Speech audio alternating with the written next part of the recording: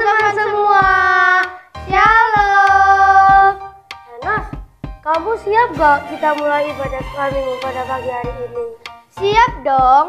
Yuk teman-teman, kita semua bangkit berdiri. Kita mau memulai ibadah kita ya. Kita mau menyanyikan lagu Bapakku Datang Padamu.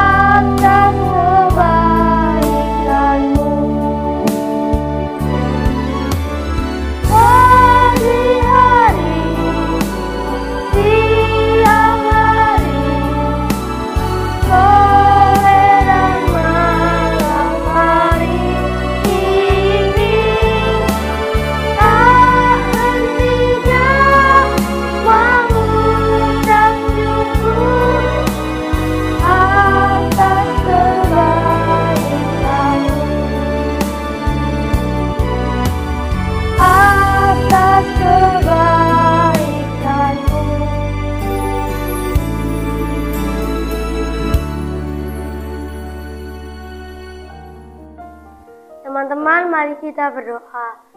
Terima kasih Tuhan, kami mau melakukan ibadah sekolah minggu pada pagi hari ini. Kiranya Engkau beri kelancaran dari awal, pertengahan, hingga akhirnya. Terima kasih Tuhan, kami berdoa hanya di dalam nama Tuhan Yesus kami sudah berdoa. Amin. Amin. Teman-teman, di sini apakah semua berbahagia? Atau ada yang lagi cemberut, Nos? Atau ada yang lagi sedih? Wah, sekarang kita lupakan semua kesedihan itu. Kita mau nyanyi bergembira.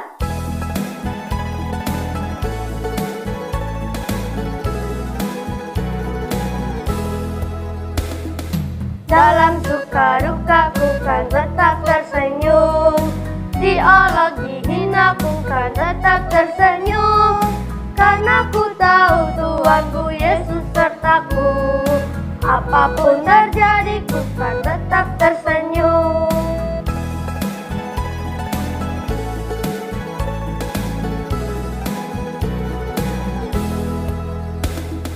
Kekayaan, kemewahan boleh kau ambil. Kekuatan, kedudukan boleh kau ambil. Asalkan jangan kau ambil Yesus Tuhanku. Apapun terjadi ku kan tetap tersenyum.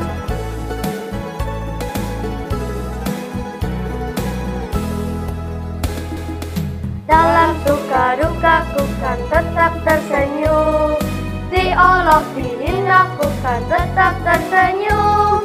Karena ku tahu Tuhanku Yesus sertaku. Apapun terjadi ku kan tetap tersenyum.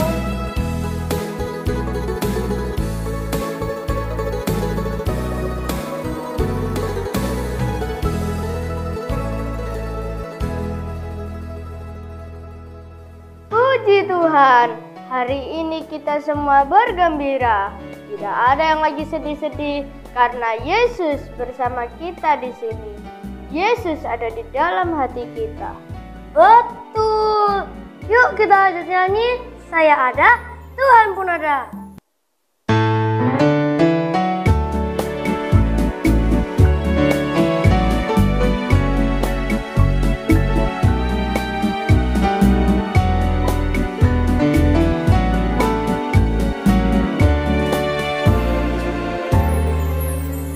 Saya ada, Tuhan pun ada, mana-mana Tuhan pun ada.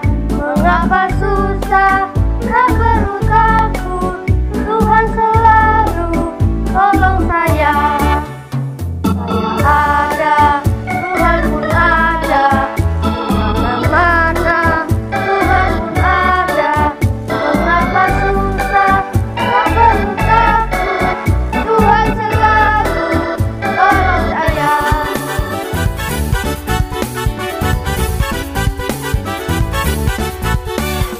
Saya ada, Tuhan pun ada, di mana-mana Tuhan pun ada. Mengapa susah, tak perlu takut, Tuhan selalu tolong saya. Ada, Tuhan pun ada, di mana-mana Tuhan pun ada. Mengapa susah, tak perlu takut, Tuhan selalu tolong saya.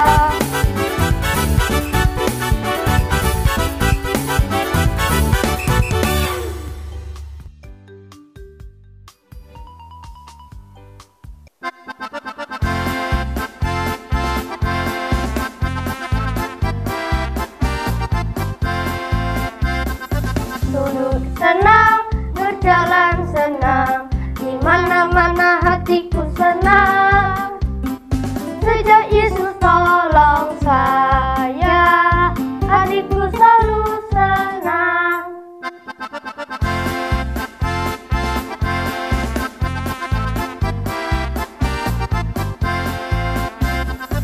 Duduk senang, berjalan senang, di mana-mana hatiku senang.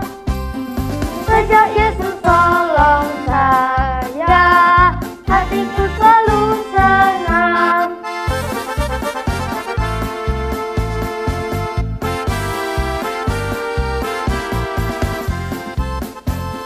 Duduk senang, berjalan senang, di mana-mana hatiku senang. Sejak Yesus tolong saya, hatiku selalu senang.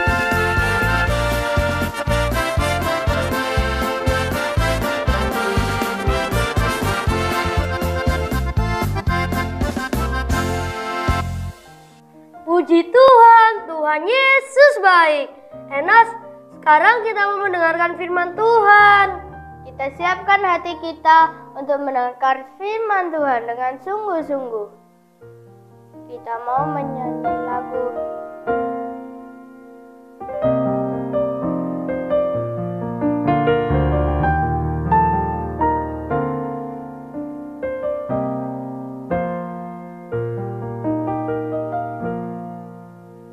Ku buka hatiku untuk firman-Mu. Ku ingin menjadi seperti Yesus.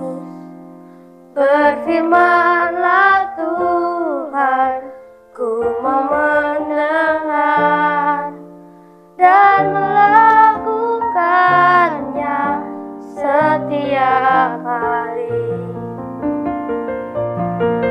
Kudus yang manis,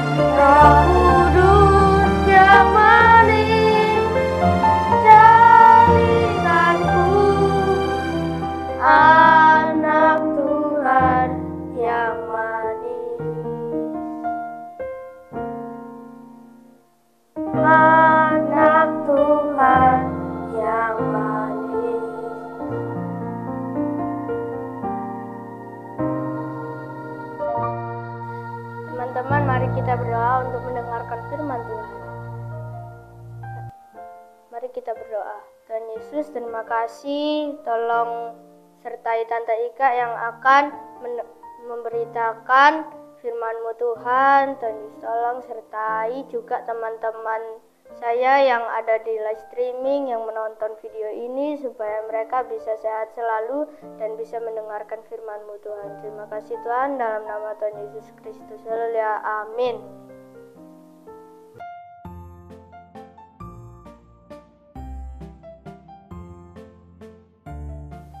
Halo anak-anak semuanya, Shalom. Sudah siap dengarkan firman Tuhan? Ayo, sekarang yang mau dengarkan firman Tuhan, duduk yang manis. Jangan ngomong sendiri ya, gak boleh ngomong sendiri. Kita harus duduk tenang, kita dengarkan firman Tuhan sungguh-sungguh.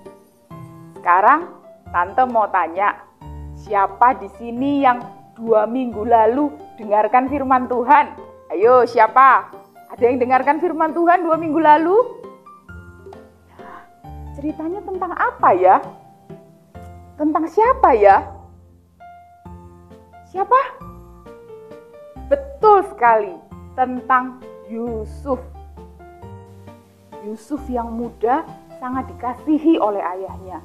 Akibatnya menimbulkan iri dan benci dari kakak-kakaknya. Kakak-kakaknya berniat jahat pada Yusuf. Yusuf dimasukkan ke dalam sumur kering, lalu diangkat, diambil, dan dijual ke Mesir kepada Potifar, seorang pegawai Firaun. Nah, bagaimana kelanjutan cerita Yusuf? Apa yang dialami Yusuf di Mesir? Apakah Yusuf ngomel-ngomel karena kakaknya sudah berbuat jahat kepadanya? Atau Yusuf membalas perbuatan jahat kakak-kakaknya? Yuk, kita dengarkan kelanjutan cerita firman Tuhan hari ini ya.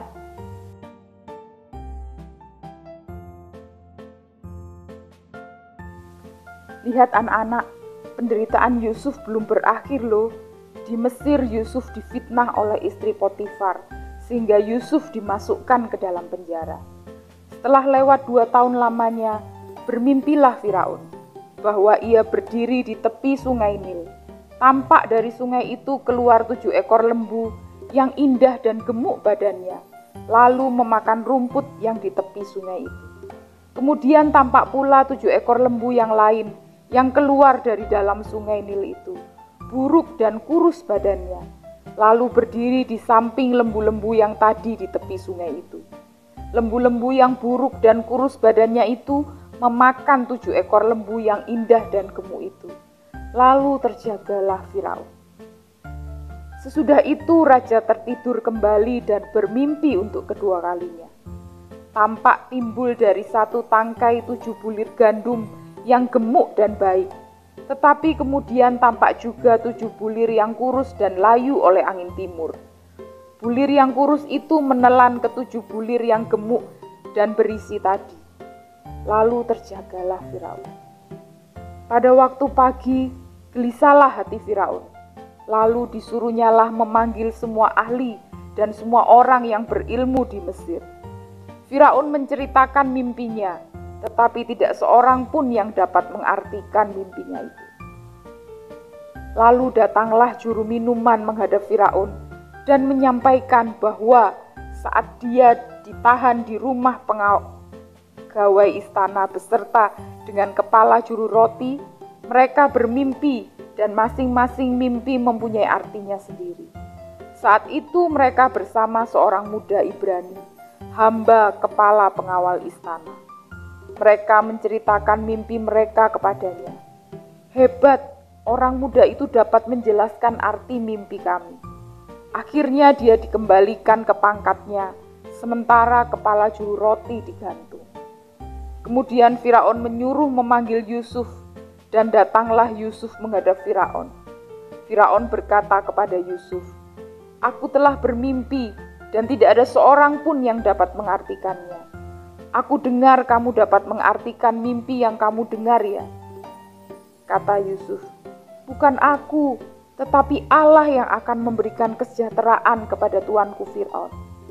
Lihat anak-anak, Yusuf sangat rendah hati dan tidak sombong. Yusuf dapat melakukannya Semua karena Tuhan yang memberi hikmat dia. Lalu Firaun berkata kepada Yusuf, "Aku bermimpi berdiri di tepi sungai Nil. Tampak dari sungai itu keluar 7 ekor lembu yang indah dan gemuk badannya, lalu memakan rumput yang di tepi sungai itu. Kemudian tampak pula 7 ekor lembu lain yang keluar dari dalam sungai Nil itu, buruk dan kurus badannya. Tidak pernah kulihat yang seburuk itu di seluruh tanah Mesir."